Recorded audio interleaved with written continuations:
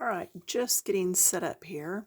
So I'm in The Art of Positivity by Jane Madej, and there's the ISBN. It is a current book on Amazon, so you can get that still fairly easy. Now, this is a page I colored, and it's like Coloring 101, just a basic, straight coloring page. And then I thought, well, let's take it a step further. So, because I know people that just color irregular, and that's fine. There is nothing at all wrong with that. But what if we decide to go a step further? What can happen to that page? And that's what I want to show you here. There is plenty that we can still do on this page. So let's go ahead and just zoom in on a few spots. That purple flower, okay, that is done with the Arteza pencil number 62. It's a lilac or a light purple. And then I have number 86, which is eggplant, or just a darker shade of whatever your first shade is. So see, just very little work, but it's got that little extra bit now. So I would do that on all my little tips here. Okay, I'm not being overly neat. I'm just getting the color on. And then I am trying to get that lighter touch as I move out. But then I can come back with that first pencil and I can come in here and just blend. Just blend that color. And all I've done is make it just a bit darker up here at that first end, at the tip. Okay? And I would continue doing the other flower the same. Okay? Now, there is a red cast to that color that I used, but what I'm trying to show you is just go that step further. So let's look at the mushrooms, that stem. There's nothing wrong with that stem. It's a nice brown stem. I believe I used Camel. Let's test that. Nope, not Camel. Maybe I used Cocoa. Yes, I did. I used Cocoa. And all I did was put a light coat on it all over. All right. Then I can come back in with second color, which is going to be chocolate. So these pencils are number 36 and 118 if you're using the same pencils and actually doing this page. I'm going to darker right under the lip of that stem, darker behind the edge of the banner, getting lighter as I come up, but really getting that dark back in there. Then darker right here under the top of that mushroom, because that's where the shadow is. Then I'll come back in my lightest shade and blend.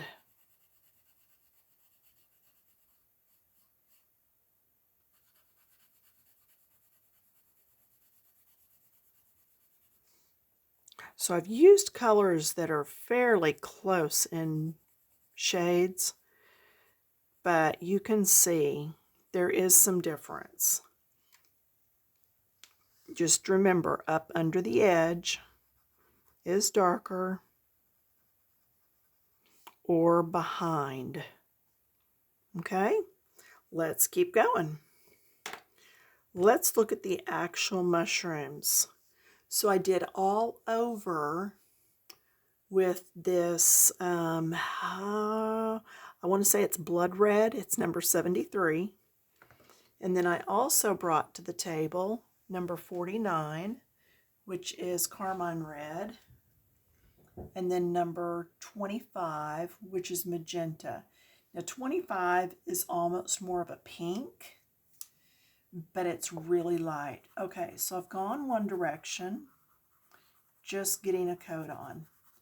And I am not being real neat on this because I'm just trying to show you with minimal effort how you really can go just a step further in your shading and coloring.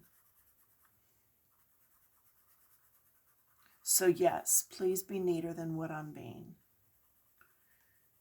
doing. All right, so then next I would go to my second shade, which is the Carmine. And I would shade like the bottom bit here, just because it's down at that base. Things tend to get, or appear, they don't get any darker, they do appear to be darker the further down they are, because they're not right up getting the light. Okay? And I am going to make this come up some on the sides, then down and back up on the other side. That's just going to give it that rounded look. Okay? On over to my darker shade. I did that. Yeah. I'm going to blend this in then. Yeah, let's finish with the same. This is still that Carmine. I did not change. Okay, I'm blending this in to the color above. Still staying in that shape.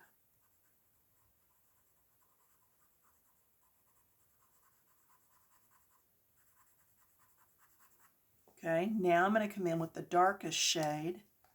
I'm going to come down here at the base, and I'm going to add another layer of color.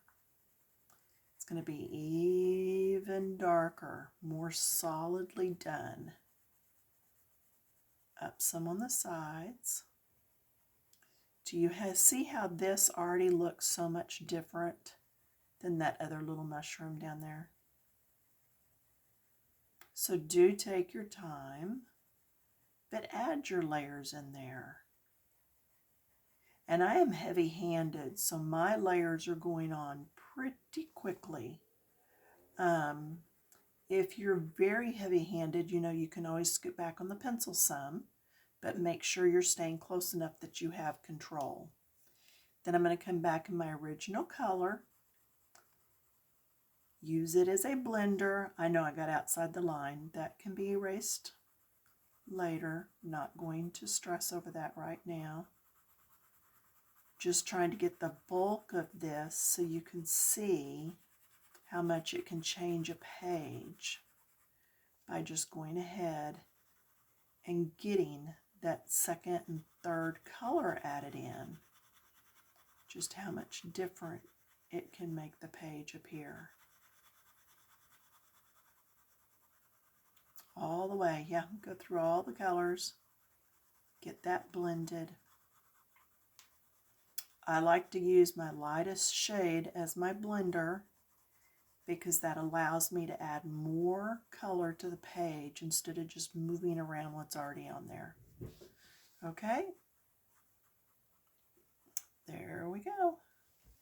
Now then, what do we see next? This blue border here. Actually, let's get those leaves. So I'm going to put these pencils aside, and I'm going to pull these two greens, 6 and 29. So matcha and moss, any really light and dark shades. So I've done the leaves already. Okay, I put a coat on.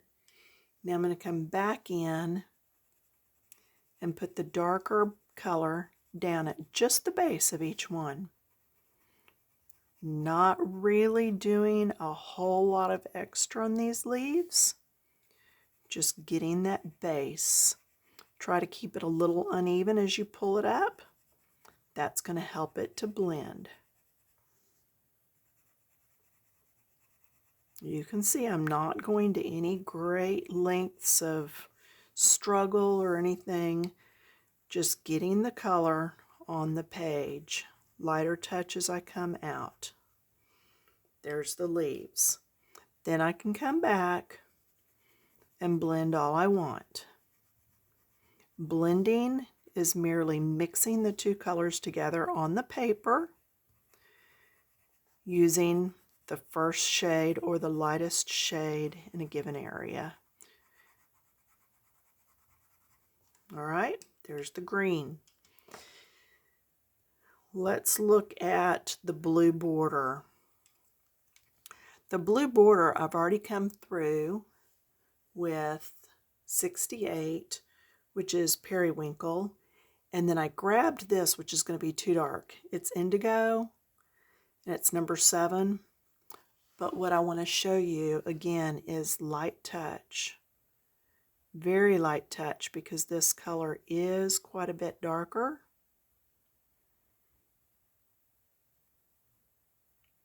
But I could do in all these little V's, lighter as I come out. It's not that much darker, it's just a lot brighter. Okay, and then right here where it goes behind the banner, and I would have it come out some, getting lighter as I come out. I'm going to do a couple more of these, and then we'll blend.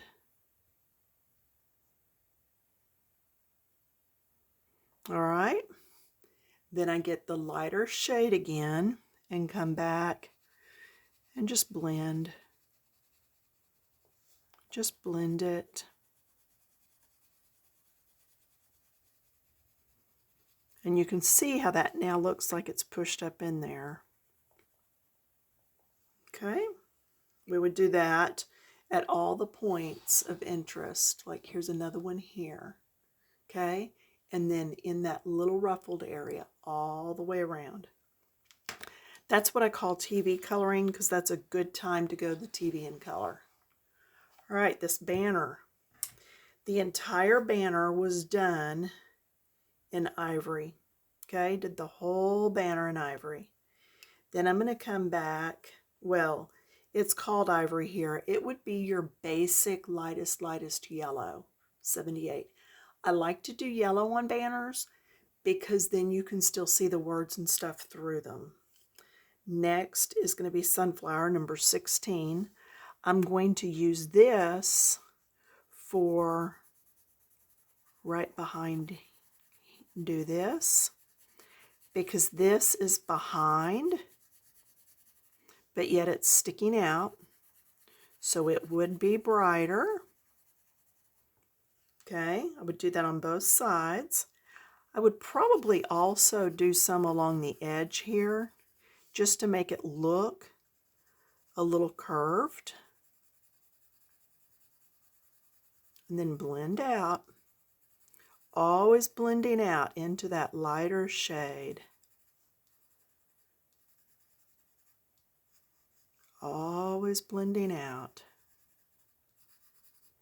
Okay, then this is sticking up a little, so it may be getting some of that light too. Then I'm going to go to the next shade, which is yellow ochre, number 64. I'm going to get right here where it tucks behind. See how by just doing this area, it pushes it to the back. I'm going to do the same thing here.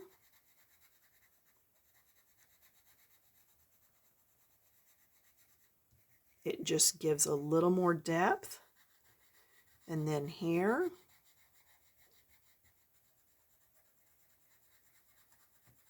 And then blend it out, blending it into that other color. All right, so now I've not fully blended because I want you to see how we did light to medium, then medium and medium to dark, And then I do have one more shade that I'm going to grab out, and it's Camel. It's number 110. This is a brown, but it's got some yellow undertones. So I'm using this to really put that shadow in. Yeah, you can't see it a whole lot, and I didn't want it to show up a whole lot. I want it just enough that it's good for a shadow. Just to tuck stuff back up under there just a little bit more. Then I come in with my lightest shade that I've used. So for me, it's actually this ivory. It's what they call ivory. And I come through and I blend it all. I know I'm shaking the table.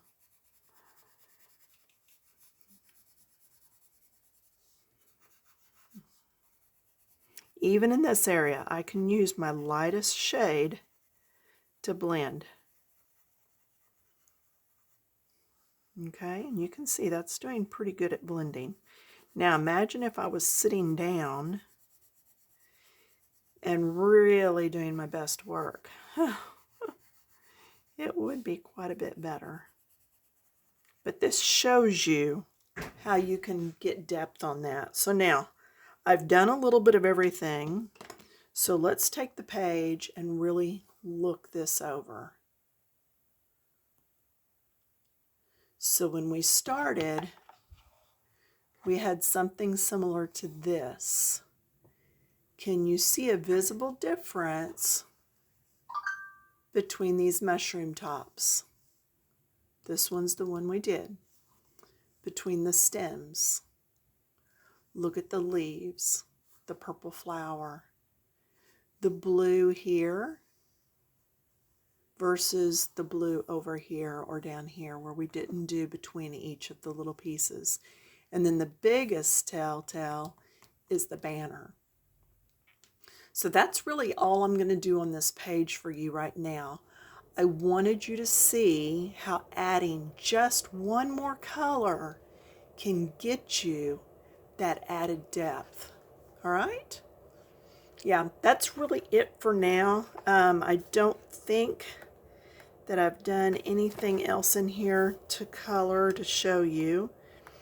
I have been notified by Coloria, so stay tuned. At some point, yeah, I don't think I've really worked in this anymore. At some point, I'm going to grab out, they're sending me pencils, so new pencils, you know, happy hands. And then I'll review those and put them out here for you. Or they may end up going on before this video if they come earlier in the week, but I don't think they're going to get here yet. So anyway, that's it. Hopefully a thumbs up, comments below, subscribe, whatever, like it. Anyway, thanks for hanging out, and I will see you back in just a few more days. Bye.